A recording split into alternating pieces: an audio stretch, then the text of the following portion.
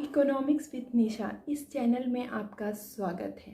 UGC net की तैयारी करने वाले सभी परीक्षार्थियों के लिए मैं लेकर आई हूँ यूजीसी नेट के कई सालों के पुराने प्रश्न पत्र।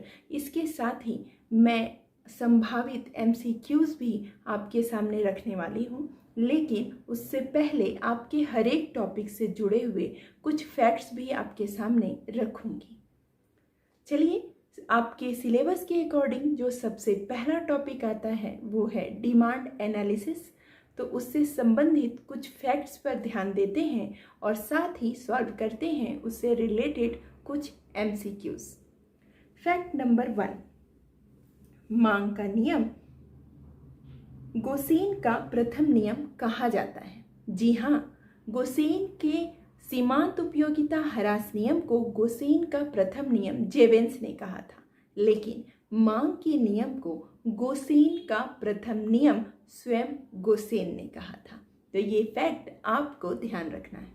फैक्ट नंबर 2, मार्शल के अनुसार मांग की मात्रा कीमत गिरने से बढ़ती है और कीमत बढ़ने से घटती है।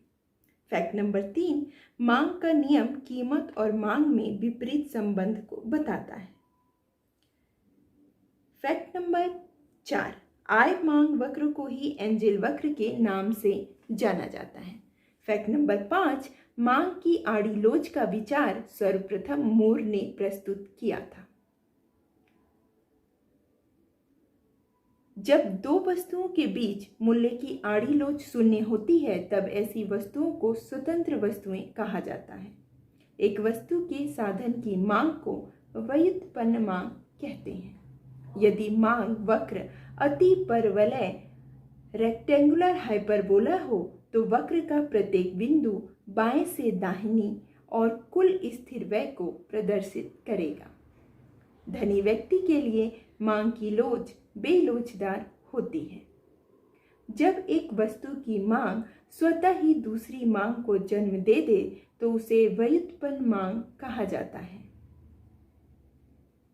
आवश्यक वस्तुओं की मांग बेलोचदार, आरामदायक वस्तुओं की लोचदार और विलासिता की वस्तुओं की मांग अत्यधिक लोचदार होती है। पूरक वस्तुओं की मांग बेलोचदार होती है।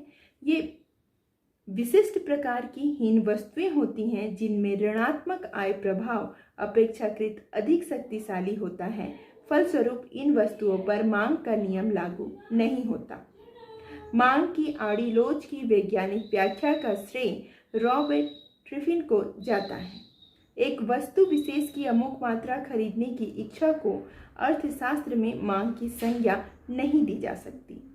विकासशील देशों के लिए मशीनों के आयात की मांग की लोच बेलोचदार होती है।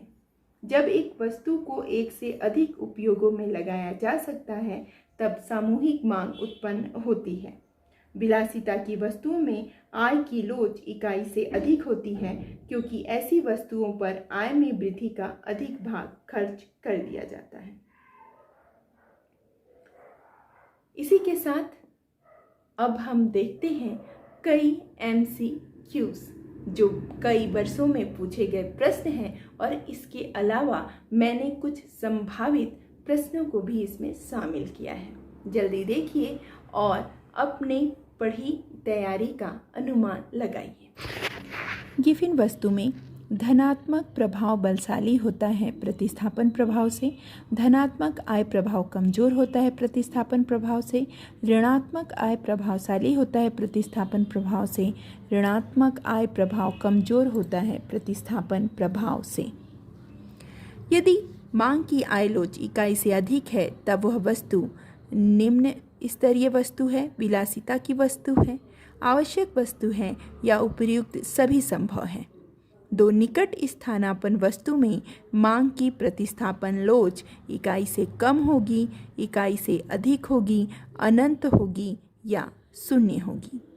आय प्रभाव सदैव धनात्मक होता है, सदैव ऋणात्मक होता है, ऋणात्मक भी हो सकता है या धनात्मक भी हो सकता है या फिर सदैव शून्य होता है। यदि किसी वस्तु की कीमत में 50% की वृद्धि होती है किंतु मांग में केवल 10% की कमी होती है तो ऐसी मांग को इकाई से कम लोचदार मांग, अत्यधिक लोचदार मांग, पूर्णतः लोचदार मांग या लोचदार मांग कहेंगे। मांग की आय लोच निकालने के लिए कीमत का परिवर्तन बटे मांग का परिवर्तन, मांग का अनुपातिक परिवर्तन बटे कीमत का अनुपातिक परिवर्तन, कीमत का अनुपातिक परिवर्तन बटे मांग का अनुपातिक परिवर्तन, मांग में परिवर्तन बटे कीमत में परिवर्तन किस सूत्र का उपयोग किया जाएगा बताइए। यदि मांग की लोच डेल्टा एक्स बटे एक्स अपॉन डेल्टा पी बटे पी है तो मांग की लोच किसके बराबर होगी? इकाई के, शून्य, अनंत या इनमें से कोई नहीं। एकाधिकारी फर्म का मांग वक्र पूर्णतः बेलोचदार होता है, प्रतिस्पर्धी वाली फर्म के मांग वक्र से कम लोचदार होता है, पूर्णतः लोचदार होता है या सीमांत आगम वस्तु के समानुपाती होता है। एंजेल का नियम निम्नलिखित में से किसकी व्याख्या करता है? आय लोच की, मांगी गई धनात्मक आय लोच की, मांग की ऋणात्मक आय लोच की या ऊंची मांग की आड़ी लोच की। एक वस्तु की मांग को निर्धारित करने वाले तत्वों को क्या कहते हैं? अनुपातिक चर, स्वतंत्र चर, परतंत्र चर या स्थिरांक। एकाधिकार में मांग की आड़ी लोच शून्य होने का क्या कारण है?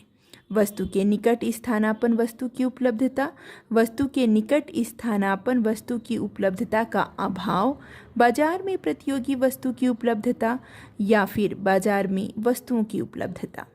निम्न कोटि की वस्तुओं जिसे हम इन्फीरियर गुड्स कहते हैं उनमें आय लोच धनात्मक होती है, ऋणात्मक होती है, दोनों ही कथन सत्य हैं या दोनों कथन असत्य हैं। गिफिन वस्तुओं में मांग कीमत परिवर्तन को दिशा में बढ़ती या कम होती है। ये कथन सही है, गलत है, निश्चित है या अनिश्चित। आयताकार अति परिवलय के संदर्भ में मांग की कीमत लोच सदैव इकाई से कम होती है, शून्य होती है, इकाई के बराबर होती है या इकाई से अधिक होती है। मांग वक्र का ढाल ऋणात्मक होता है, धनात्मक होता है या दोनों हो सकता है या मांग वक्र का ढाल शून्य होता है। आड़ी लोच अधिक होने का तात्पर्य क्या है? गिफिन वस्तु की उपलब्धता, प्रतिस्थापन वस्तु की उपलब्धता, प्रतिस्थापन वस्तु की अनुपस्थिति या पूरक वस्तुओं की अनुपस्थिति। उत्पत्ति के साधन की मांग को क्या कहते हैं? व्युत्पन्न मांग, आय मांग, तिरछी मांग या कीमत मांग। मांग के नियम के अंतर्गत वस्तु की मांग मात्रा परतंत्र चर होती है, वस्तु का मूल्य स्वतंत्र चर होता है या फिर वस्तु की कीमत और उसकी मांग के बीच विपरीत संबंध का अध्ययन किया जाता है या ये सभी होता है। कुछ घटिया वस्तुएं इन्फीरियर गुड्स की कीमत गिरने पर प्रायः उनकी मांग बढ़ने के बजाय घटती है। इसका कारण क्या है? आय प्रभाव, गिफिन का विरोधाभास, मांग का नियम या प्रतिस्थापन प्रभाव। मूल्य में वृद्धि हो जाने पर मांग में कमी हो जाती है और मूल्य में कमी हो जाने पर मांग में वृद्धि हो जाती है। इस तरह की मांग को क्या कहते हैं? बेलोचदार मांग, पूर्णतया बेलोचदार मांग, लोचदार मांग या पूर्णतया लोचदार मांग। मांग के नियम के संबंध में निम्नलिखित में से कौन सा अपवाद नहीं है? सीमांत उपयोगिता नियम की क्रियाशीलता, कीमतों में लगातार वृद्धि या कमी, अत्यावश्यक वस्तुएं या विभिन्न वस्तुओं की उपस्थिति। मांग की आड़ी लोच, क्रॉस इलास्टिसिटी ऑफ डिमांड की वैज्ञानिक व्याख्या का श्रेय किसे जाता है? मार्शल को, श्रीमती जॉन रॉबिन्स को, रॉबर्ट ट्रिफिन को या स्टिंगलर को।